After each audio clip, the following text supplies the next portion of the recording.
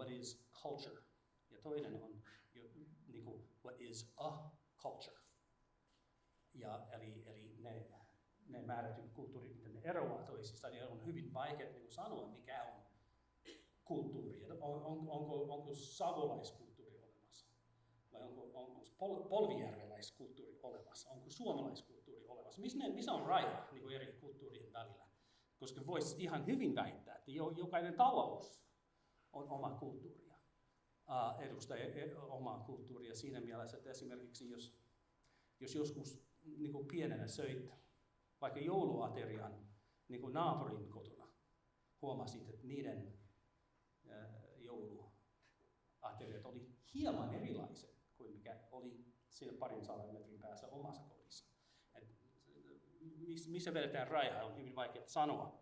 Mutta tärkeintä on muistaa se, ja siis minä haluan, että kaikki muistaa tämän jokapäiväisessä elämässä, on se, että kulttuuri ei ole joku synnynnäinen juttu. Se ei liity geeneihin millään tavalla. Kuulitteko? Siis ei millään tavalla. Jos huomaat, että joku käyttäytyy hyvin erilainen kuin mitä me täällä Suomessa käyttäytyisi, se johtuu siitä, että tämä ihminen on kasvanut jossain tavalla. Ja jos suomalainen niin adoptoitaisi vaikka Kongoon, niin 5 vuoden päästä, paitsi että se on omituisen näköinen, sen käyttäytyminen ei eroaisi niin kuin muista kongolaisista millään tavalla. Et kulttuuri on tällainen, että se on omaksuttu niin syvästi ja niin nuoressa iässä, että se kyllä näyttää synnynnäiseltä. Ja tämä on se syy, miksi kukaan meistä ei voi kuvailla omaa kulttuuria, koska se on niin syvässä meissä. Me emme edes huomaa, että meillä on eri kulttuureja. Se on nimenomaan tunneperäinen juttu. Ihminen omaksuu kulttuuria noin 15-vuotiaaseen saakka. Siis suunnilleen saman ikään saakka kuin mitä se omaksuu täysin uutta kieltä. Koska ilmeisesti ne liittyy niin samoihin paikoihin aivoihin. Nämä näkyvät osat, tietysti kieli, huomaamme, koska siis kieli on se melkein olennaisin juuri siihen, että ihminen on oppinut ja omaksunut kulttuurin. Se on tullut kielen kautta. Ja kieli yhdistää ihmisiä. Esimerkiksi jos olet turistina Thaimaassa ja kuulet jonkun ohikulkijan puhuvan suomea jonkun kanssa, niin heti on sellainen yhteys tuohon henkilöön. Ja saatat vaikka kysyä, mistä te olette kotoisin, mutta jos kuulisin Tampereella ihmiset, sinä puhut suomea, mistä sinä olet kotoisin? Tällainen tyhmä kysymys. Niin se yhdistää ihmisiä määrätyissä oloissa, mutta kieli myös ehdottomasti erottaa ihmisiä. Ja muistakaa se, että silloin kun puhuu suomea jonkun kanssa, niin tämä sulkee pois ihmiset, jotka ei puhu suomea. Yleensä tämä ei ole mikään ongelma, mutta jos on niin monikulttuurisessa paikassa työssä esimerkiksi, niin se, että tämä lounasporukka puhuu nimenomaan suomea keskenään, se kertoo venäläisille ja kiinalaisille ja näille, että me vähän suljetaan teidät pois. Se ei ole, tarkoitus ei ole sanoa näin, mutta käytännössä se erottaa meidät heiltä. Kun ajatellaan, siis tämä yksi suomalainen, pohjois-eurooppalainen käsite, että meillä päin on naisilla ja miehillä niin asiat aika tasavertaisia, niin tämä ei pidä paikkansa. Mutta se syy, miksi me ajatellaan, että se pitää paikkansa, on se, että niin naisilla on ehkä vähän parempi mahdollisuus päästä niin ammatteihin täällä päin kuin monet naiset monessa muussa paikassa. Ja tämä on talouskehityskysymys. Siis siihen asti, kun Suomessa oli palkkatyötä näin monelle ihmisille ja miehiä tässä yhteiskunnassa oli näin paljon, niin se tarjottiin niille miehille. Mutta sitten sotien jälkeen, kun oli teollisuus ja kaikenlaista työtä tarjolla paljon enemmän kuin ennen sotia, niin sen voi sanoa, että suomalainen nainen 60-luvulla oli eri rotu kuin suomalainen nainen 20-luvulla. Että se oli tapahtunut suuri muutos. Siis tämä oli nimenomaan talouden kehityksessä. Se ei ollut kulttuuriero, se oli talouskehitys, joka aiheutti kulttuurieron. Mutta aika olennaista, koska nykyisin kuulee kaikenlaista. Mutta uskonto, vaikka joku väittäisi, siis uskonto ei ole juuri koskaan se varsinainen syy, miksi on sukupuoliroolieroja.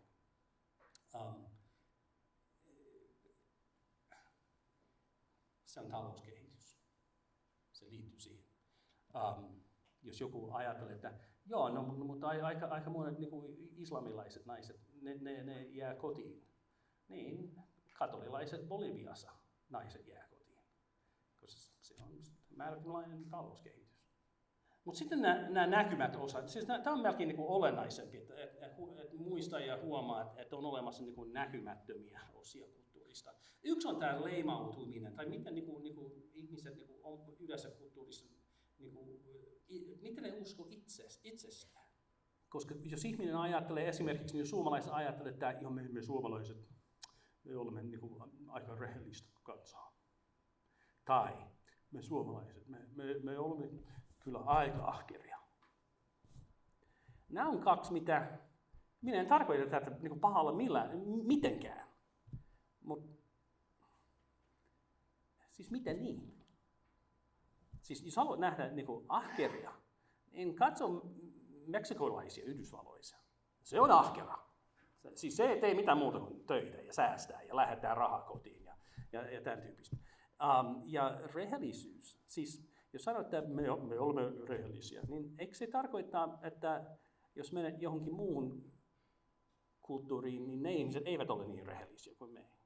Ja mä en ole vielä törmännyt sellaiseen kansaan, joka olisi niin kuin jollain tavalla epärehellinen. Niin kuin kansana, kulttuurina. Siis kaikki kansat ajattelee itsestään, että kyllä me ollaan aika rehellisiä. On monta tyyliä ole rehellinen. Suomalainen ajatustapa on se, että rehellinen tarkoittaa, että minä en kerro valheita. Niin, jos sanoo 10 sanaa päivässä, niin kyllä harva valhe mahtuu tuohon. Mutta sitä ei pidettäisi monessa muussa kulttuurissa niin kovin, siis välttämättä niin kuin rehellisyyden merkkinä. Nämä on ennakkoluuloja. Minä voin mainita yksi, mikä olen törmännyt tätä erityisesti Lähi-idässä, missä ehkä näkyvällä tavalla niin ihmiset hoitaa sukulaisiaan ja vanhuksiaan erityisesti ihan hautaan saakka. Ja aika hyvin ja kotona. Ja voi olla, että siellä jossain määrin niin vanhukset eivät ole niin yksinäisiä kuin monet vanhukset Ruotsissa tai Suomessa. Mutta se ei tarkoita, että me vihaamme meidän vanhuksia. Ja Lähi-idässä niillä on vähän sellainen käsite eurooppalaisista. Eurooppalainen. Ja ne on sellaisia, jotka hylkää isovanhempiaan. Ja niillä on sen ennakkoluulo, koska se ei välttämättä pidä paikkansa. Monet meistä niin pitää aika hyvää kontaktia meidän niin vanhempiin ihmisiin. Se on ennakkoluulo ja aika yleinen ennakkoluulo Lähi-idässä eurooppalaisista. Mutta sitten on yksi sellainen näkymätön kulttuuripiirre, mikä on se, mistä puhutaan niin kuin aika vähän, mutta kuitenkin minusta se on se, mikä aiheuttaa eniten kulttuurin välistä kitkaa ja eripuraa, on just tämä aikakäsitteet. Ja se voi olla, että tämä käsite, aikakäsitteet, tuntuu vähän niin kuin mysteeriseltä. Siis on olemassa sellainen teoria, ja minun kokemuksen perusteella tämä aika pitkälle pitää paikkansa. Että on niin kuin 3 päälinjaa, päätapaa ajatella aikaa. Ja yksi on lineaarinen. Ja lineaarinen ajatustapa, aikakäsite, ajattelu on se, että ajatellaan niin kuin yksi asia kerrallaan, että tehdään tämä asia nyt, keskitytään tähän, ei katsota mitään muuta, vaikka kuinka siellä ihmiset tanssisivat, niin täällä siellä keskitytään tähän asiaan, kun se on valmis, sitten seuraavaan asiaan. Että ne ajattelee aikaa niin kuin lokeroiden jonona tavallaan. Aika usein tällaisissa kulttuureissa työelämä ja sosiaalinen elämä pidetään aika niin kuin erillään. Sinun sosiaaliset piirit on vähän eri kuin ne ihmiset, mitä tunnet työpaikalla.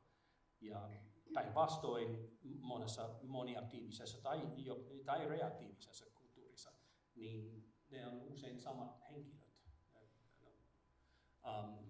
Hollannissa pidetään ne hyvin erillään toisistaan. Voi olla, että se on työkaveri, mitä sulla on ollut 5 vuotta, etkä tiedä, onko se naimisissa, onko sillä lapsia. Koska niistä asioista ei puhuta. Me puhutaan työasioista, koska me olemme työssä. Tätä lokerointiajatustapa.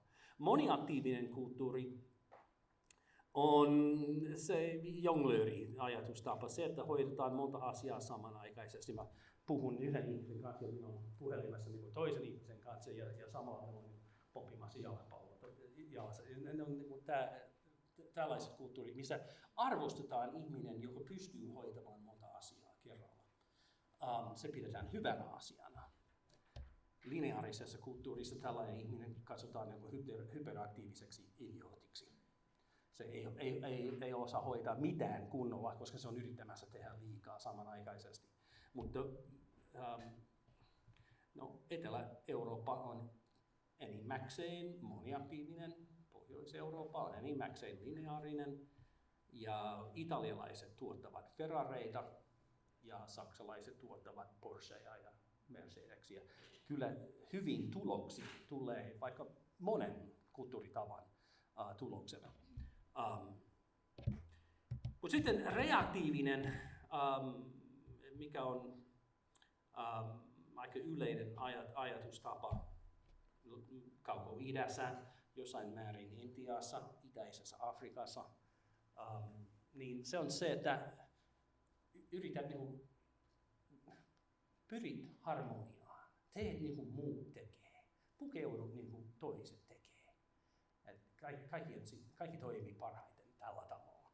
Ja ne joskus pitää esimerkiksi eurooppalaisia niin kuin liian vahvasti yksilöinä ja sen takia heillä on niin paljon sosiaaliongelmia. Meillä ei ole Kiinassa mitään sosiaaliongelmia, mikä ei pidä paikkansa ollenkaan. Mutta me luulee, että se pitää paikkansa. Ja siis se, mikä ihminen luulee, on melkein tärkeämpi kuin se, mikä faktat on. Niin, siis vaikka reaktiivinen siis voi paikallistaa tavallaan. Ja moniaktiiviset kulttuurit on niin kuin Etelä-Euroopassa, Itä-Euroopassa, Latinalais-Amerikassa. Nämä eivät ole geneettisiä. Se ei ole niin, että on joku geeni suomalaisissa, joka niin pakottaa hänet niin ajattelemaan niistä asiaa kerrallaan. Ei, se on opittu. Että näin on parasta tehdä. Moniaktiivisissa kulttuureissa tärkeintä on keskustelu. Keskustelu ei ole niin kuin tärkein asia viestinöissä lineaarisissa kulttuureissa, erityisesti Suomessa. Minä olen katsonut, siis en tiedä kuinka monta kertaa olen ollut bussissa, missä on 35 ihmistä ja kukaan ei sano mitään kenelläkään. Mene Afrikkaan ja kyllä keskustelu käy koko ajan. Siis ei oikein niin kuule itseään sitä äänestä, mikä siellä on. Lineaarisissa ja reaktiivisissa kulttuureissa me on tottunut ajatukseen, että pitää olla niin aika pidättyväinen. Moniaktiivisissa kulttuureissa se pidetään hyvänä, että ihminen on avoin, kertoo ihan avoimesti, mitä ajattelee ja mitä tuntee. Lineaarisissa kulttuureissa ollaan organisaatiokeskeisiä, eli meillä on niin jonkinlaista lojaaliutta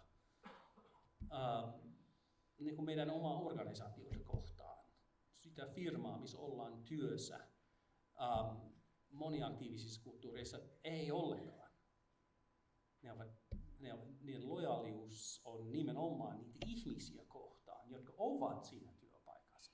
Ja sitten jos vaihdetaan esimerkiksi niin kuin firma, mistä on aina ostanut jotain raaka-aineita, se johtuu siitä, että monet tutut meni toiseen firmaan. Ja nyt ostetaan sieltä, koska meidän tutut on siellä. Eli se on ihmiskeskeinen. Ja reaktiivisissa kulttuureissa ne ovat todella ihmiskeskeisiä. Siis nepotismi on olennainen osa Kauko-idän kulttuuria. Lineaariset kansat seuraa suunnitelmaa. Minä en laittanut suunnitelmaa tuohon, koska se oli liian pitkä mahtumaan. Niin mä laitan plääniä. Onko se ihan oikea sana? Voiko sanoa, että seuraa plääniä? No, se on suunnitelmaa, jos joku ei tiedä, olenko keksinyt sanan. Joskus minä keksin sanoja, kyllä joo. Ja moniaktiivisissa kulttuureissa taivutaan. Se plääni, suunnitelmaa taivutellaan, improvisoidaan koko ajan.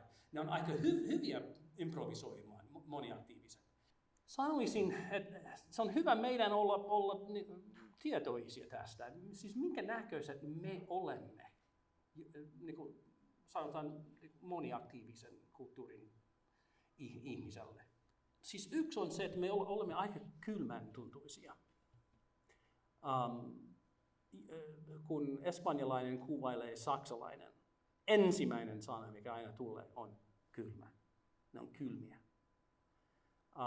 Ja väittäisin, että saksalaisella on tunteita samalla tavalla kuin espanjalaisella. Ja olen aivoissani, olen väkisin saanut itseäni uskomaan, että suomalaisilla on tunteita samalla tavalla kuin meillä irlantilais-amerikkalaisilla. Se ei useimmiten tunnu siltä, mutta minä uskon, että näin on. Tämä tasaisen kylmä tapa suhtautua, ja siis voisi sanoa yhtä hyvin, voisi sanoa tasaisen lämmin tapa suhtautua ihmisiin. On jotain, mikä on lineaarisissa kulttuureissa aika yleinen. Muualla maailmassa ihmiset ajattelee näin, että on minun sisäpiiri olemassa, ne ihmiset, joiden takia mä kuolisin huomenna, jos olisi tarve. Ja ne tietää sen, ja minä ilmaisen sen sanoilla melkein päivittäin. Ja sitten muu maailma. En minä välitä heistä ollenkaan. Niin enimmäkseen maailma on täynnä tällaisia ihmisiä, jotka jakaa maailman näihin sisäpiiri-ihmisiin ja ulkopiiri-ihmisiin. Nepotismi ei pidetä niin kuin pahana asiana monessa maassa. Se on se, että mä tiedän, minä palkkaan sinut tähän työhön, koska minä tiedän, että sinulla on lojaaliutta minua kohtaan ja minulla on sinua kohtaan. Tämä tulee toimimaan paremmin. Se on fiksu tapa ajatella. Me katsomme sitä huonona asiana, koska siis ihmisten pitää niin päästä töihin, koska se osaa. Ei sen takia, että se tuntee pomon tai jotain. Lineaarisissa kulttuurissa ollaan epäluuloisia, emotionaalisia ihmisiä kohtaan. Moniaktiivisissa kulttuureissa se epäluulo on järjestelmiä kohtaan. Jos minä en tunne niitä ihmisiä, jotka on Kelassa työssä, en voi luottaa Kelaan. Piste.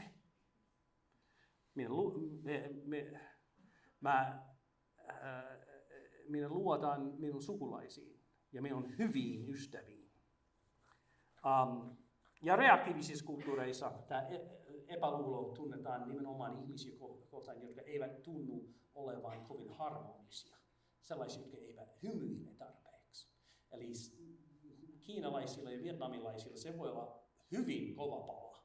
Se, miten suomalaiset yleensä, jos niillä ei ole syytä hymyillä, niin ei ne välttämättä hymyile. Se tuntuu suorastaan pelottavalta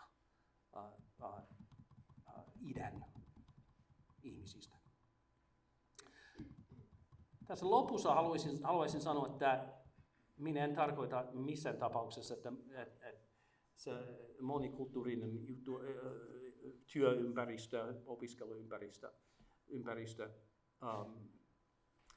on niin kuin yksi iso iloinen perhe, onnellinen perhe, niin se ei pidä paikansa.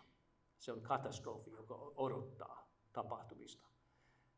Älkää missään tapauksessa ikinä luulko, että meillä tulee 3 saksalaista, 3 jordanialaista, 1 jordanilainen, 1 intialainen, 1 kenialainen meillä töihin. Ja kyllä ne oppii meidän tavoille. Ei. Meidän täytyy oppia tulemaan heidän tapojen kanssa toimeen ja vastaavasti sama. Tämä vaatii keskustelua. Ja liian usein nämä ihmiset jätetään oman onneen. Ja jos ei keskustella näitä asioita, jos ei pääse siihen, että voi heittää vitsiä suomalaisten tavoista niiden kanssa, joka vapauttaa sinua myös vähän matkimaan heidänkin tapoja. Että tulee sellainen, täytyy tulla lämpötunne, että minä voin heittää herjaa teikäläisistä, koska olen aina heittänyt herjaa meikäläisistä myös. Niin minä sanoisin, että nähkää suomalaisten oudot tavat ja puhukaa niistä avoimesti näiden tulokkaiden kanssa. Ja sitten saa vähän naurata heidän tavoin, ja he nauravat niistä myös. Mutta se täytyy olla hyvin henkilökohtainen suhde näihin ihmisiin. Ja se ei tapahdu, jos te vain odottaa, että ajan kanssa heistä tulee teidän kavereita ja he oppivat suomalaisiksi. Se ei pidä paikansa. Se vaatii paljon aktiivisuutta teiltä. Nimenomaan teiltä. Se ei voi olla heiltä. Ne eivät tiedä, mihin ovat astumassa. Te tiedätte, mihin he ovat astumassa. Et se on teidän tehtävä. Se on meidän suomalaisten tehtävä. Siis parasta teidän elämässä, paitsi hyvä puoliso, hyvä perhe-elämä, toiseksi parhaiten tunne, mikä tulee ihmisen elämässä, on se, että se oppii olemaan ystävyyssuhteissa ihmisen kanssa, joka on aivan eri taustaa kuin mikä on itse kulttuuritausta. Kyllä tämä on sen aktiivisuuden arvoinen asia. Me olemme suomalaisia, yritämme pitää kiinni aikatauluista. Mä lopetan tähän.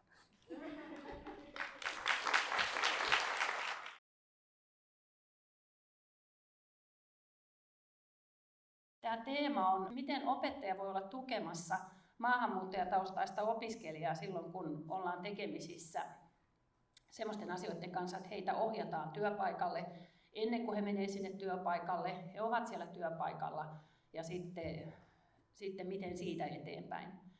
Sitten herää kysymys, että onko tämä oppilaitoksissa jo ihan normaalia arkipäivää, että meillä on maahanmuuttajataustaisia opiskelijoita siellä joukossa. Vai onko siellä vielä semmoisia haasteita, joissa täytyy miettiä, että miten tämän asian kanssa toimisin? Miten kun mulla on, aluksi jos siellä ryhmissä on ihan vain yksi maahanmuuttajataustainen opiskelija, niin hän tyypillisesti yrittää olla suomalaisempi kuin suomalaiset itse ja yrittää sopeutua siihen. Ja opettajat sanoivat, että ei meillä ole tästä mitään ongelmaa. Mutta silloin kun ryhmässä alkaa olla eri kulttuureista tulleita vähän enemmän maahanmuuttajataustaisia opiskelijoita, niin silloin alkaa ehkä tulla sellaisia tilanteita, että vähän täytyy miettiä, että mitenkäs toimisin tässä. Ja tilanne on tietysti vielä muuttunut koko yhteiskunnassa tämän vuoden 2015 pakolaisaallon jälkeen, jolloin sitten mielipiteet vielä vähän muuttu erilaisiksi kuin mitä sitä ennen. Ja sitten opettajat ehkä kysyvät, että mikä toimii ja mistä näitä vinkkejä voisi saada. No, tässä on Bennett, on amerikkalainen tutkija, joka on tehnyt tämmöisen, miten kulttuuriherkkyys kehittyy eri organisaatioissa. Ja tässä niin kuin Keith sanoi tuossa, että jokainen kulttuuri on luonnostaan semmoinen itsekeskeinen ja ajattelee, että näin, tällä tavalla nyt tämä on niin sanottua normaalia käytöstä ja kaikki muut on vähän erilaisia. Ja tuossa on sitten se, että miten se pikkuhiljaa se organisaatio muuttuu kohti tuommoista, että me totutaan siihen, että meillä on erilaisia opiskelijoita. Ja Milton Bennetin mukaan se voi mennä maksimissaan niin kuin lyhyessä ajassa tämmöistä 2 askelta eteenpäin. No, tässä on muutamia näkökulmia, että missä tästä on loppujen lopuksi kyse, että silloin kun siellä on paljon toisesta kulttuurista tulleita opiskelijoita, niin kuin teillä varmaan monella on, niin silloin täytyy miettiä, että onko se ohjaus- ja koulutuspolku, tai onko se semmoinen selkeä prosessi, että me kaikki tiedetään niin kuin omat tehtävämme, me tiedetään mikä meidän rooli on tässä ja mistä me vastataan. Ja miten se etenee silloin, kun tullaan sinne koulutusjaksolle, lähiopetusjaksolle ja sitten kun lähdetään sinne joko koulutussopimuksella tai oppisopimuksella sinne työssäoppimispaikoille, niin miten se menee? Mikä mun rooli on siinä? Mistä mun pitää vastata? Ja käsi sydämelle, tiedättekö? No sitten toinen on se, että hyvä tahto auttaa tosi pitkälle, mutta on ammattitaitoa vaativaa puuhaa. Ja nyt sitten opettajan keskeinen osa opettajan ammattitaitoa on myös pärjätä tässä. Et jos ajatellaan, että ammattitaito on tietoa ja taitoa ja kompetenssia toimii eri tilanteissa, niin onko sitä ammattitaitoa ja mistä sitä voi hankkia? No tuossa tulee sitten lopuksi niitä vinkkejä. Ja sitten monet opettajat sanoo, että mulla on niin kauhean kiire koko ajan, mä en kerkeä, mulla on hyvä kun näiden suomalaisten kanssa pärjään. Mutta olisiko jotakin semmoisia helpottavia menetelmiä, ohjelmia, työkaluja, että tämä työ olisi vähän helpompaa? Ja miten ne olisi helposti saatavissa, ettei siihen menisi paljon aikaa? Ja sitten se, että nyt puhutaan paljon tästä muuttuvasta opettajuudesta. Että kyllä opettajuus on ainakin silloin 90-luvun alussa, kun tulin tähän Laakiin, Lahden ammatillisen koulutuskeskukseen, niin miettii sitä, että miten paljon se on muuttunut. Opettajille on tullut lisää tehtäviä. Ja erityisesti se rooli siellä työelämässä on muuttunut. Että yhä enemmän siellä täytyy olla yhteistyössä siellä työelämän toimijoiden kanssa. Ja sitten tästä on väännetty kättä, että kuinka hyvä kielitaito täytyy olla, että voidaan ottaa opiskelijaksi. Ja nyt tuossa edellisessä tapahtumassa kuulin, että laki sanoo, että semmoisia varsinaisia kielitaitovaatimuksia ei pitäisi olla, mutta Salpauksella on siihen oma linjaus, että tehdään jonkun verran niitä kielitaitotestauksia. Ja mä sanoin, että se riippuu nyt siitä strategiasta, että jos me otetaan niin kuin vähän heikommalla kielitaidolla, niin silloin täytyy olla niitä tuki- ja ohjauspalveluja tarjolla. Nyt jos ajatellaan ihan kansantaloudellisesti, niin tuo pitkä tie olisi se, että kotoutumiskoulutuksen kautta tullaan Suomeen. Me ajatellaan, että se kielitaitotaso B1.1, joka on se arkikielen taitajan taso, niin sen saavuttaa kuitenkin kotoutumiskoulutuksessa vain 35% osallistujista. Sitten tulee monta kertaa sellainen tyhjä välivaihe, sitten ehkä Salpauksen iltakurssilla opiskellaan lisää suomea, sitten tulee taas välivaihe, joku sanoi, että et hän saa oikein vielä osaa näitä juttuja, hän miettii, että mitä hän tekisi, menisikö vaikka tuonne työkokeiluun, sitten hän pääsisi ammatillisiin opintoihin, tyhjä välivaihe taas ennen kuin työllistyy. Tämä on hirveän pitkä tie ja onko meillä kansakuntana varaa tämmöiseen.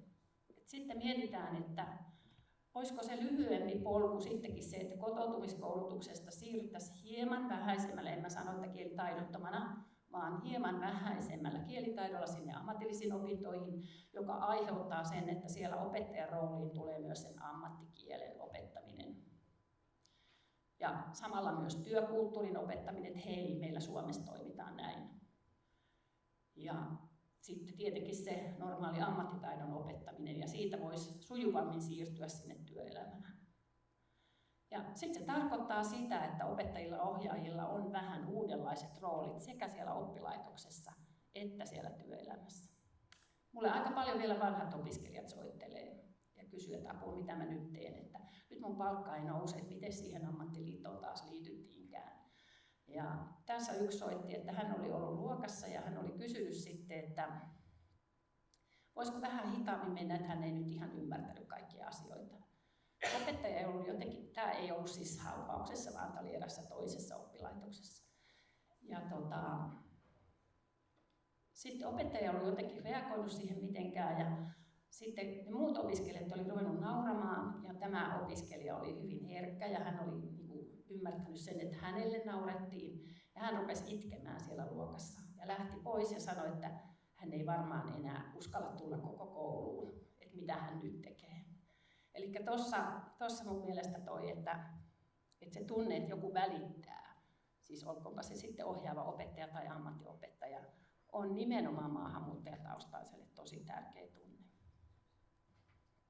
Ja sitten meillä oli kerran opettajakoulutuksessa semmoinen toimintatapojen ja arvojen suhde, ja siellä sitten sanottiin, että yhdistä nämä, että mitä arvoa tämä edustaa, tämä toimintatapa. Ja se oli aika jännä, miten vaikeaa niin meillä opettajilla oli niin yhdistää niitä. Et esimerkiksi kohteliaisuuskäsitys on eri kulttuureissa erilainen. Et meillä kohteliaisuus on sitä, että ei puututa toisten asioihin. Jopa niin, että mun yksi opiskelija sanoi, että hän lähti auttamaan yhtä mummua tien yli, niin mummo sanoi, että älä tule siihen. Hän oli vähän säikähtänyt sitten siitä. Ja sitten yksi opiskelija sanoi tästä bussipuheesta, että hän oli tullut Libanonista ja hänen miehensä oli niin kuin aina kuskannut häntä tänne koulutukseen. Ja sitten hän tuli Orimattilasta ensimmäistä kertaa bussilla yksin. Ja hän ajatteli, että hän on varmaan eksynyt ja tullut vahingossa hautajaisbussiin. Hän kävi esittelemässä surunvalittelut kaikille bussissa ja sitten mies oli oikaissut, että ei se ihan niin ollut. No tuossa niistä puhuttiin niistä, että omissa kulttuurissa opitaan niitä arvoja.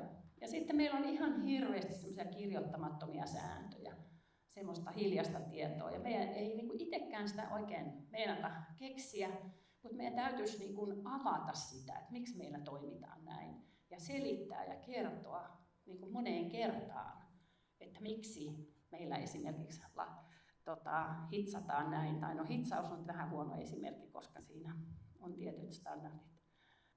No, sitten tämä on sellainen harjoitus, mitä me ollaan tehty, että mä oon näyttänyt jonkun kuvan ihmisille ja sanonut, että kerro mitä näet tässä kuvassa. Älä yhtään kerro sitä, että mitä sä kuvittelisit, mitä siinä kuvassa on.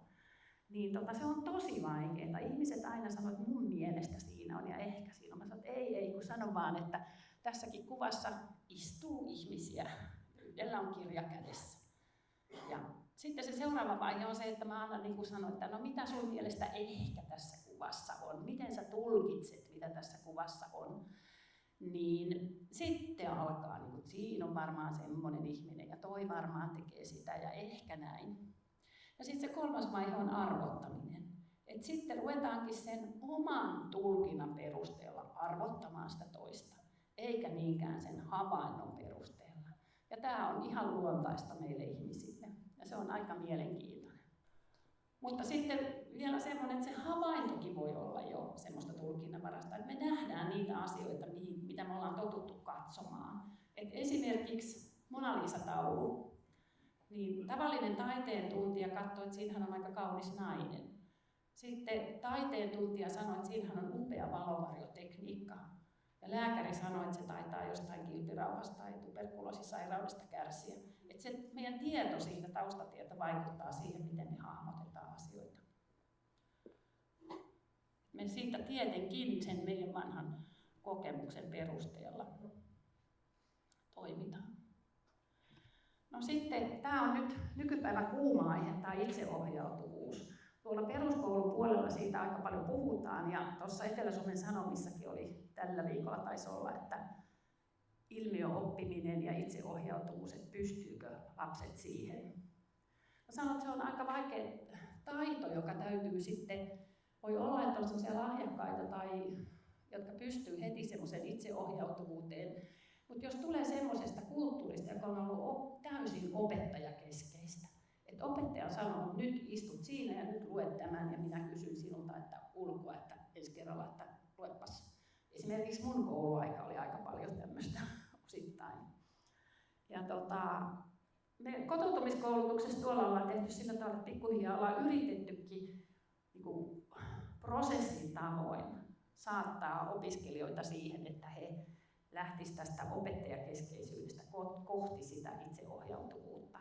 Et se on, jos ajatellaan, että sinne tulee tuommoinen riippuvainen opiskelija ja opettajan delegoija, niin sehän menee ihan mahdottomaksi. Silloin opiskelija ei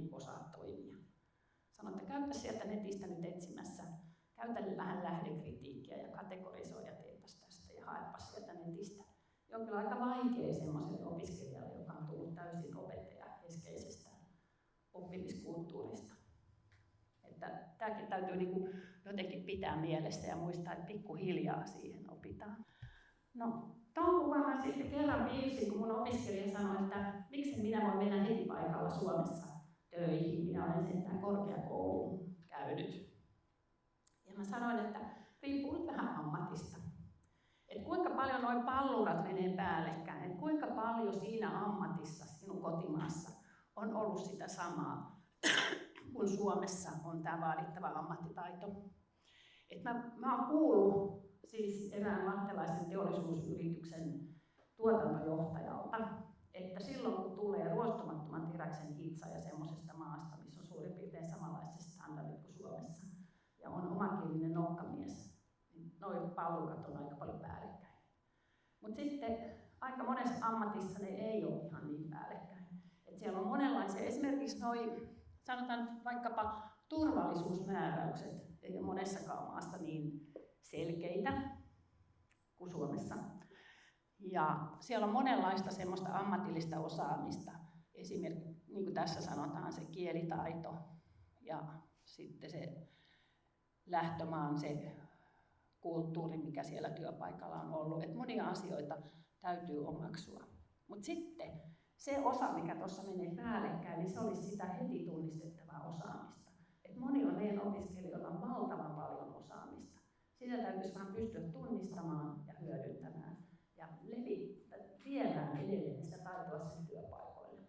Meidän yritysten ihmiset sanoo, että tänne tulla tupsahtaa joku opiskelija ei yhtään tiedä, mitä nämä opiskelijat osaa. Että olisi aika kiva kuulla, että mitä ne osaa. No, se ehkä selviää sitten kantapään kautta. Siellä kun on ohjattavana toisesta kulttuurista tullut ihminen, niin vähän eri tavalla täytyy miettiä, että onko se saman alan ammattilainen ollut kotimaassa. Ja tässäkin on sitten se, että on monia tapoja tehdä asioita. Että voi olla, että hän on kotimaassaan tehnyt eri tavalla asioita, tai sitten hän ei tiedä niistä Suomen lainsäädännön ja työturvallisuusmääräyksistä ja muista, että niitä täytyy avata. Ja siellä voi olla jopa jonkun verran poisoppimista niistä toimintatavoista, joita Suomessa ei voi käyttää. No sitten se, että jos on toiminut lähiammatissa, niin sieltä saattaa tulla semmoista ammattiosaamista, jota voi hyödyntää. Mutta aika paljon tulee sitten semmoista ammatinvaihtajaa tai semmoisia nuoria, joilla ei ole alan työkokemusta. Ja sitten se, että onko ollut Suomessa aikaisemmin töissä, työharjoittelussa, työkokeilussa, missä ikinä, sekin vaikuttaa aika paljon siihen. Ja sitten se, että mitkä asiat vaikuttaa siihen ymmärtämiseen. Kerran yksi opiskelija oli käynyt Kelassa ja sanoi, että opettaja, minä ymmärsin kaikki sanat, mitä hän sanoi, mutta minä en ymmärtänyt, mitä hän tarkoitti. Ja mä sanoin, että no sitä tapahtuu kyllä suomalaisillekin. Mutta tämä voi olla siis sillä tavalla, että vaikka se kielitaito on näennäisen hyvä, jos ei ole sitä taustatietoa, niin se ymmärtäminen voi olla tosi vaikeaa.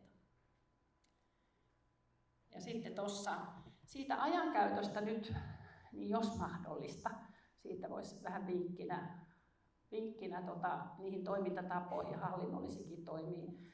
Että nyrkkisääntönä sanoisin, että maahanmuuttajataustainen riippuu nyt siitä, kuinka kauan hän on ollut Suomessa. Jos on aika vähän ollut Suomessa, niin semmoinen 1,5-kertainen ohjausaika olisi semmoinen nyrkkisääntö. No tuossa te tiedätte kyllä varsin hyvin, mitä sinne työnantajalle, mitä viestiä pitää viedä. Teillä on siitä paljon koulutusta ja te olette tottunut sitä tekemään. Mutta tuossa mä vielä, kun olen näiden yrittäjien tai yritysten edustajien kanssa puhunut, niin he sanoivat, että ei näillä opiskelijoilla välttämättä ole samaa käsitystä niistä tavoitteista, työssäoppimisen tavoitteista, kuin mitä opettaja on sanonut hänelle. Ja voi olla, että kaikilla kolmella on vähän erilainen käsitys, että se pitäisi niin kuin selventää. No sitten tuosta osaamisesta, yritykset toivovat, että siitä kerrottaisiin. Ja sitten olisi hirveän hyvä, että jos siellä on jotain erityisosaamista, jota sen työssäoppimisen aikana voisi käyttää, niin siitäkin kerrottaisiin. Ja sitten tietysti nämä erityisasiat. Ja sitten tuolla erässä lahtelaisessa metalliteollisuusyrityksessä yrityksessä niin syntyi tämmöisiä omakielisiä klikkejä, tai mä tiedän oikeastaan 2 yritystä. Ja on hirveän vaikea niin oli siihen puuttua, että heillä alkoi siellä klikin sisällä niin syntyä semmoinen oma työkulttuuri, joka ei ole kylläkään toivottavaa. Ja sitten sitä mietittiin, että miten siihen voi puuttua. No he siirteli vähän vuoroja ja niin edelleen. No sitten toinen tapaus oli yhdessä hololalaisessa metallialan yrityksessä, niin kun opettaja sanoi, että ole oma-aloitteinen, niin sitten hän teki mitä sun sattuu, ilman että kysymättä siitä, että onko tämä oikein, jolloin siellä tapahtui, koneita meni rikki ja niin edelleen. Eli sitten kun me korostetaan sitä suomalaisten oma-aloitteisuutta, niin kannattaisi myös korostaa sitä, että täytyy oikeasti tietää, mitä tekee. Ja siinä mielessä tämä perehdytystyöhön on tosi tärkeää.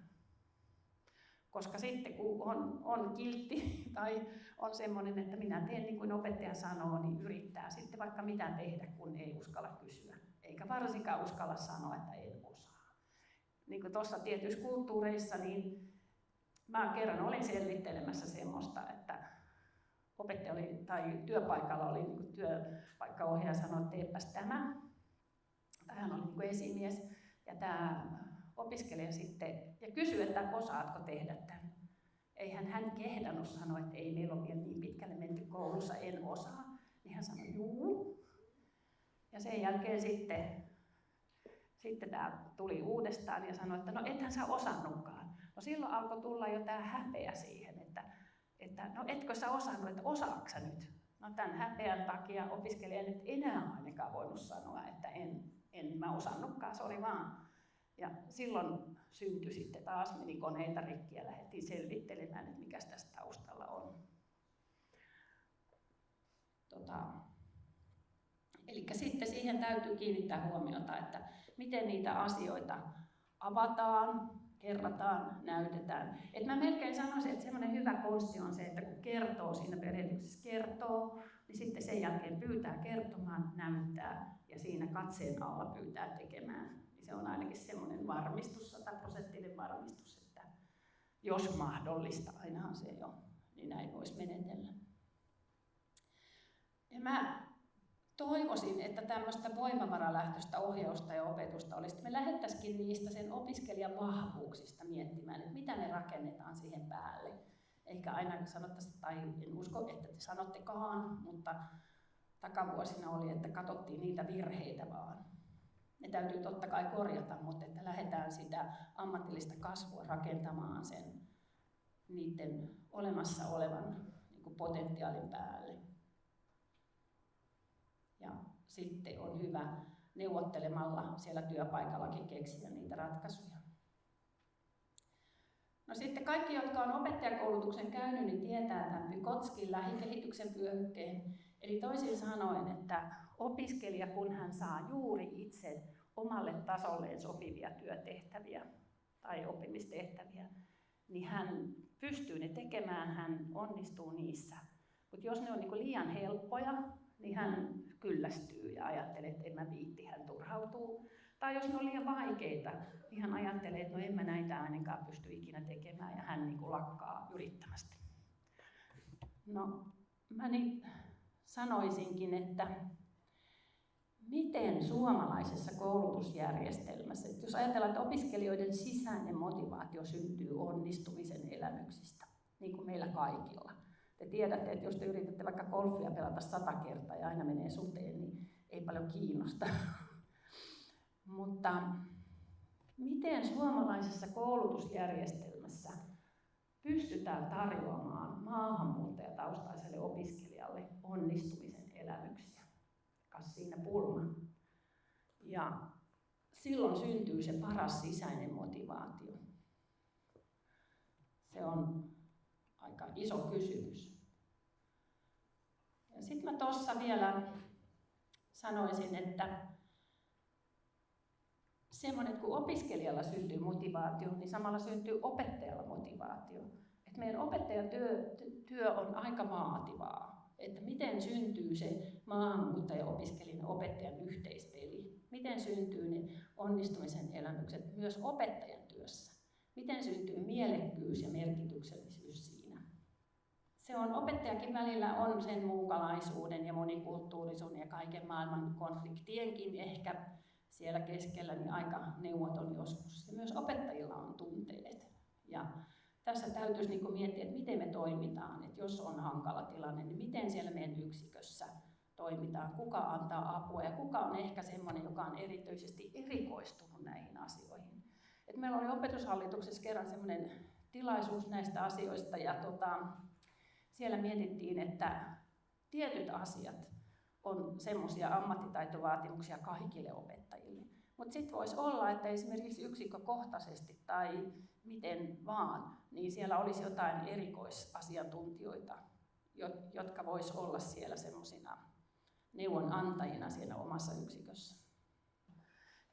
Mutta mun täytyy nyt sitten loppujen lopuksi sanoa, että kun jäin eläkkeelle tuossa vuodenvaihteessa tämmöinen henkilökohtainen juttu, niin mä olin kuin maani myynyt, koska mun työelämä oli ollut niin hirveän ihanaa näiden aikuisten maahanmuuttajien kanssa ja ihanien työkavereiden kanssa. Ja mulle tuli ihan vähän semmoinen niin kuin kaipu, että on tosi kiva, että saa näissä asioissa pyöriä. Että kyllä me kuitenkin sitten, että ei ollut aina helppoa, ei todellakaan. Oli kaikenlaisia juttuja sekä työpaikoilla että siellä luokassa. Mutta sitten summa summarum, se oli kyllä tosi niin kuin rikasta ja ihanaa aikaa. Et nyt näin jälkeenpäin katsottuna, niin olen kyllä koko työurasta ihan älyttömän kiitollinen. Et toivotaan, että teillekin syntyisi tästä niin kuin maahanmuuttajataustaisten opiskelijoiden kanssa toimimisesta, että vaikka siellä on niitä hankalia paikkoja, mutta siellä on myös niitä semmoisia antoisia ja tosi hyviä juttuja. Että kiitoksia, kun jaksoitte kuunnella. Päivää vaan kaikille ja olen Evelina Liski ja toimin suomen kielen opettajana täällä Salpauksessa ammatillisella puolella ja maahanmuuttajien kanssa yli 10 vuotta eri oppilaitoksissa ja eri koulutuksissa. Ensin puhun selkokielestä terminä, käsitteenä ja sitten puhutaan ohjaustilanteesta, opetustilanteesta, eli kun ryhmässä on maahanmuuttajaopiskelija, niin miten aikuista maahanmuuttajaa otetaan huomioon luokassa sekä opetuksessa että sitten ohjaustilanteessa.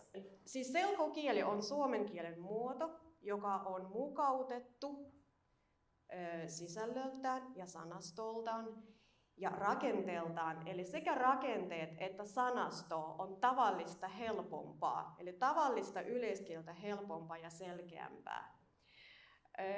Ja se on suunnattu, tarkoitettu ihmisille, joilla on vaikeuksia lukea ja ymmärtää tavallista yleiskieltä. Eli kohta mä kerron, mitä tarkoittaa, mikä on yleiskieli, kirjakieli, erikoiskieli ja selkokieli. Muun muassa vanhusryhmille, kehitysvammaisille, muistisairaille ihmisille sekä niille, joiden äidinkieli ei ole suomi. Eli siis tämä ei tarkoitettu vain maahanmuuttajille, eli ei ole keksitty vain maahanmuuttajille, on sitten muutakin porukka, joka voisi tarvita selkokieltä. Selkokieltä on kehitetty Suomessa 1980-luvulla ja mallia otettu Ruotsista. Eli siis selkokielen tarkoitus on auttaa ihmisiä lukemisessa, niin kuin sanoin, ja myös omien ajatusten ilmaisemisessa ja osallistumisessa. Selkokieltä voi käyttää sekä puheessa että tekstissä, eli sitä selkokieltä voi myös kirjoittaa, siis voi puhua ja myös kirjoittaa. Sitä voi käyttää arkikeskusteluissa, eli ohjaustilanteissa esimerkiksi silloin, kun käydään keskustelua opiskelijan kanssa, haastattelussa, siis asiakaspalvelussa ja tietysti koulussa. Kaikissa tilanteissa, joissa käytetään selkokieltä, tavoitteena, että ihminen tulee ymmärretyksi ja myös sinun viesti välittyy maahanmuuttajalle. Selkokielen kohderyhmän kuuluu 11–14% koko väestöstä. Eli selkokielen tarve on kasvanut Suomessa monista eri syistä, muun muassa sen takia, että maahanmuuttajien määrä on kasvanut. Ja tietysti on moni muukin syy, mutta kun maahanmuuttajia on tullut lisää Suomeen, niin selkokielen tarve on tietysti kasvanut sen mukaan. Helpompaa kuin yleiskieli. Mitä se tarkoittaa? Siis jos yleiskieli on tarkoitettu kaikille suomalaisille ja aihetta, asia käsitellään yleisellä tasolla, niin selkokieli on tarkoitettu lukijalle, tarkoitettu lukijalle, jolla on kielellisiä vaikeuksia. Ja aihetta käsitellään hyvin konkreettisella tasolla, selkeällä konkreettisella tasolla. Ja tekstissä tai puheessa selitetään myös tavallisia yleiskielisiä sanoja. Siis yleiskieli on sitä kieltä, mitä me puhutaan, ihan tavallista kieltä, ja aihetta käsitellään ihan tavallisesti, yleisellä tasolla. Mutta erikoiskieli, esimerkiksi ammattikieli on erikoiskieltä, niin teksti on tarkoitettu asiantuntijoille, ensinnäkin asiantuntijoille. Eli jos asiantuntija ymmärtää, se on ok. Jos tavallinen ihminen ei ymmärrä, niin se on ihan ok. Eli tekstissä käytetään paljon erilaisia erikoisia käsitteitä, joiden ymmärtäminen vaatii asiantuntemusta. Meidän asiakkaat, opiskelijat, maahanmuuttaja-opiskelijat, niin hyötyisivät paljon enemmän, jos me käytettäisiin juuri selkokieltä. Eli tietysti tavoitteena, että jonakin kauniina päivänä he ymmärtävät yleiskieltä, mutta näin ei käy ihan heti, ja tietysti se selkokieli on meidän työväline. Yritän antaa muutama vinkki selkokielen puhumiseen ja viestin vastaanottamiseen, niin miten viestiä puhua selkokielellä aikuiselle. Siis meidän opiskelija on aikuinen ja me viestimme niin kuin aikuiselle. Niin, kun maahanmuuttaja puhuu sinulle ja sinä olet kuuntelijana, niin kuuntele viestiä. Mieti, mitä puhekumppani haluaa sanoa. Ja niin kuin me aina, siis me Suomen opettajat sanomme meidän opiskelijoille, että yritä arvata kontekstista, yritä ymmärtää siitä, mitä sulle sanotaan aiheesta. Niin samalla tavalla niin haluan antaa vinkin, että yritä ymmärtää kontekstista siitä, mitä aihetta käsittelette, niin yritä arvata. Mutta myös anna aikaa, niin yleensä tulee semmoisia puhekatkoja ja me haluamme auttaa, niin me heti tarjotaan toinen vaihtoehto, eli sama asia, mutta sanomme eri tavoin, eli heti niin kuin tavallaan hyökätään apuun, niin älä tee näin, vaan anna aika ja mahdollisuus ymmärtää, prosessoida ja sitten ehkä kysyä. Aikuinen haluaa, siis meillä on aikuinen opiskelija, niin aikuinen haluaa tietää ja haluaa ymmärtää, vaikka hän ei välttämättä uskalla kysyä, mutta totta kai hän haluaa ymmärtää ja haluaa ymmärtää oikein. Käytä tavallisia ja konkreettisia sanoja, vältä abstraktisuutta. Suosi arkipuheessa semmoisia tutuimpia, yleisimpiä kansainvälisiä lainasanoja. Lainasanalla minä tarkoitan tässä sitä, että se sana on tullut jostain muusta kielestä suomen kieleen, niin kuin tomaatti, banaani, taksi. Ne on niitä lainasanoja, tai niin kuin kansainvälisiä lainasanoja. Tässä niin kuin meillä on suomenkielinen sana ja vastine, aika usein vastine löytyy muusta kielestä. Esimerkiksi linja-auto on bussi, hanke on projekti, urheiluliikunta on sport, yritys on firma ja niin edelleen. Ja aika usein sanoja löytyy, siis ne ei tule ihan heti mieleen, mutta kun niitä ajatellaan, niin löytyy. Ja sama koskee verbejä. verbitkin löytyy, alka on starttaa ja niin edelleen. No sitten meillä on semmoisia niinku vaikeampia suomenkielisiä sanoja ja semmoisia helpompia sanoja. Ja kun maahanmuuttaja tai ulkomaalainen alkaa oppia suomen kieltä, niin me aloitamme niin kuin semmoisista helpoimmista sanoista. Niin me emme opeta perus- tai alkeiskurssilla esimerkiksi verbiä rupatella. Se tulee paljon myöhemmin, mutta puhua ja keskustella on paljon yleisempiä verbejä, sanoja. Niin näihin verbeihin varmasti tutustutaan jo, mä sanoisin, pari viikon aikana. Puhua on ehkä verbi numero 1 tai 3. Todella yleinen. Liike ja kauppa. Niin kauppasana tulee äkkiä puheeseen, eli kuullaan ja törmätään heti, mutta taas liike on paljon niin kuin harvinaisempi. No ei ole paljon harvinaisempi, mutta opiskelen vasta myöhemmin. Mä sanoisin jopa jatkokurssilla. Käytä helppoja sanoja ja selitä vaikeat sanat. Niin kuin te sanoitte, näitä esimerkkejä, niin siis käytä lyhyitä sanoja. Lyhyitä sanoja ja lyhyitä lauseita. Eli pilko informaatio. Älä laita koko sun asiasi yhteen samaan lauseeseen. Käytä, jos on mahdollista, arkielämän sanoja, niitä tavallisia sanoja, mitä hän on varmasti jo oppinut aiemmalla kurssilla, kielikurssilla.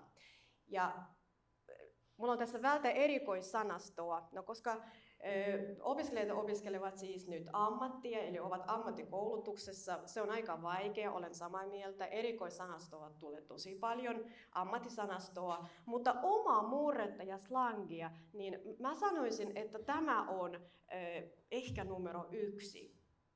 Te ette huomaa, kun te käytätte oma murretta omassa puheessa, mutta opiskelija huomasi sen heti, koska hän ei ole opiskellut sitä.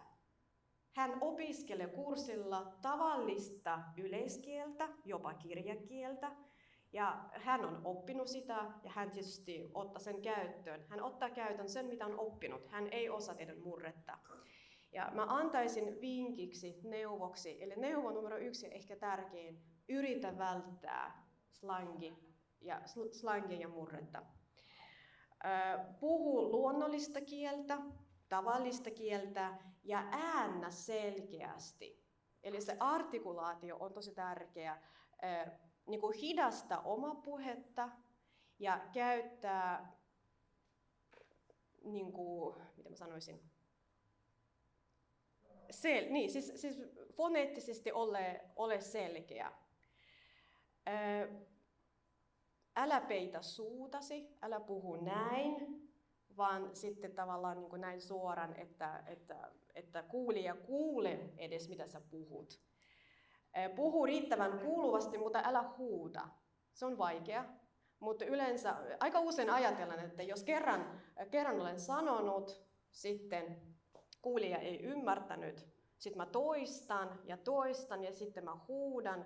Tai siis mä en huuda, mä käytän niin kuin, miten mä sanoisin, ääntä, ehkä väärin, ja sitten niin kuin tuntuu siltä, että mä huudan, mutta oikeasti mä en huuda, mä vaan niin kuin yritän selittää ja vähän korotan ääntä.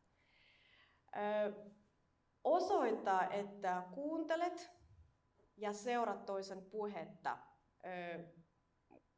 Eleet ja ilmet, ota katsekontakti ja osoita eleillä, ilmeillä, että ymmärrät, vaikka nyökkäämällä, että sinä kuuntelet ja sinä ymmärrät. Eli kuittaa tavallaan, että joo, ymmärsit sen asian, seuraava asia. Eli ole niin kuin tavallaan mukana tässä vuorovaikutusprosessissa. Jos on mahdollista, käytä kuvia, esineitä, ne tietysti auttaa. Keskustele ja kysele asioita ja älä luennoi. Jos sä puhut pitkään sitä omaa asiaa, niin sitten hän ei ymmärrä eikä välttämättä muista, niin hänen koko huomio menee ymmärtämiseen. Ei, siis niin kuin hänen täytyy numero 1 ymmärtää sinua, siis kielellisesti, ja numero 2, ymmärtää asiaa, siis tupla. Eli kun te puhutte, siis te ette ajattele kieltä, ajattele asiaa, hänen täytyy sekä ymmärtää, siis niin kuin ymmärtää kieltä kielellisesti ja myös asiaa, eli tuplatyö. Seuraavaksi minulla on tässä kielitaidon arvioinnista pari slaidia, eli miten me mitataan kielitaitoa. Meillä on käytössä semmoinen eurooppalainen viitekehys, joka julkaistiin 2001, ja sitten suomennettu, eli suomalainen versio sitten, tai suomennettu 2004. Ja tässä kielitaidon arvioinnissa, niin siis meillä on alkeistaso, perustaso ja sitten niin kuin edistynyt. Eli perustason kielenkäyttäjä, eli A-tasoa, niin pärjää sosiaalisessa kanssakäymisessä, pystyy lyhyesti kertomaan itsestään ja tietysti omia perustarpeita toivottavasti, mutta kaipaa ja tarvitsee vielä paljon apua. Tuskin selviää esimerkiksi asioinnissa yksin ja ymmärtää asioita juuri oikealla tavalla. Mutta sitten jo B1-tasolla selviytyy arkielämässä.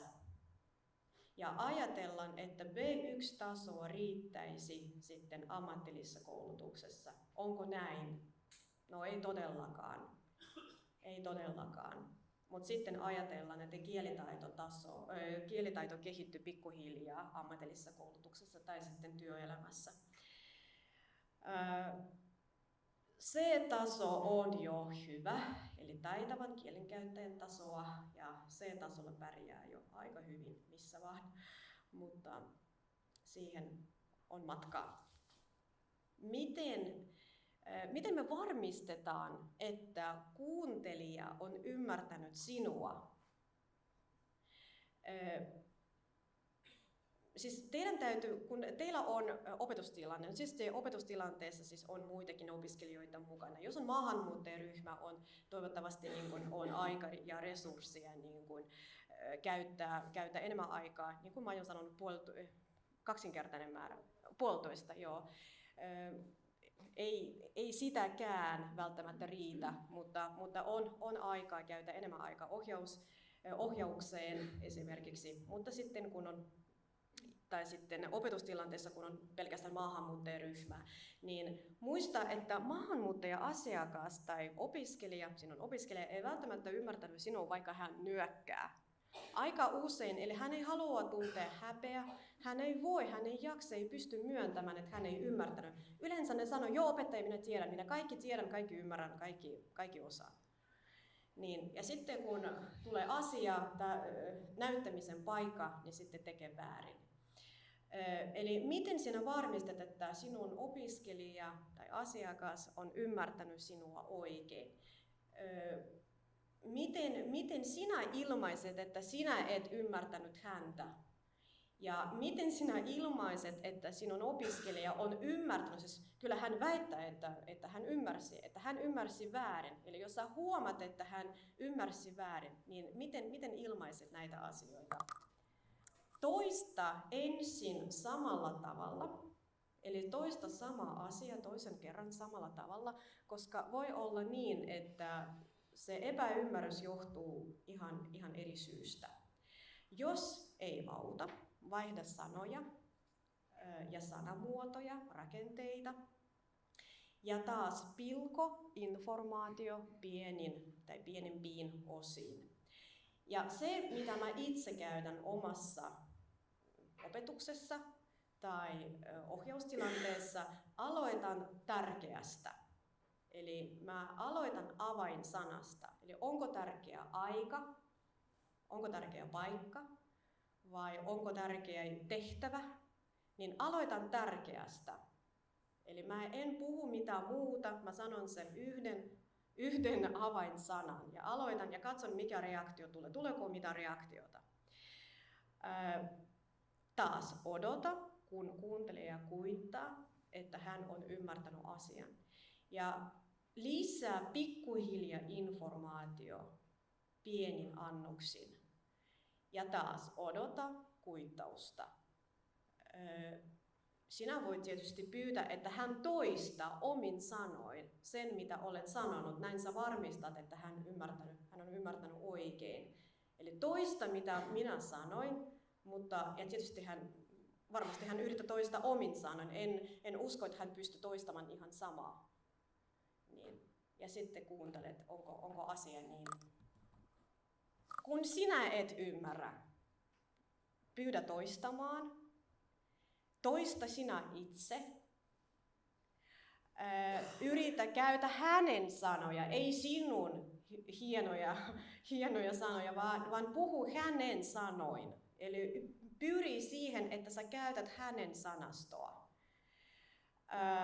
Jos on yhteinen kieli, aika usein sitä ei ole, mutta jos on vain yhteinen kieli, niin tarjoa jotain vastinetta tai käännösvastinetta.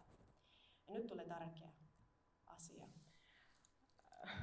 Vaikka keskustelukumppanisi on maahanmuuttaja, niin hän ei välttämättä ole kouluttamaton. Ja jos hän ei osaa kieltä, se ei tarkoita, että hän ei olisi älykäs. Hän ei vain ymmärrä, vaikka sanot 100 kertaa sama asia, hän ei vain ymmärrä sitä asiaa, koska yhteistä kieltä ei ole.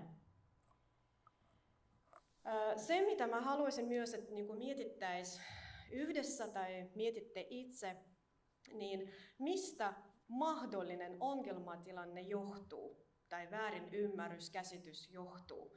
Johtuuko ongelma kielestä tai joku muu vuorovaikutusosaaminen, sanaton viestintä, eri kulttuurissa sama ele ja ilme voi tulkita eri tavalla. Se, mikä meidän mielestä on kiva ja hauska ja tarkoita yhtä asiaa, niin hänen kulttuurissa voi tarkoittaa ihan muuta. Puhujan ennakkoluulot, asenteet, eli oma asenne ja oma suhtautuminen, eli haluatko oikeasti, että tulet ymmärretyksi. Eli tähän tilanteeseen suhtautuminen. Eli sekä hänen asenne että sinun oma asenne, eli puhujan asenne. Kiitos.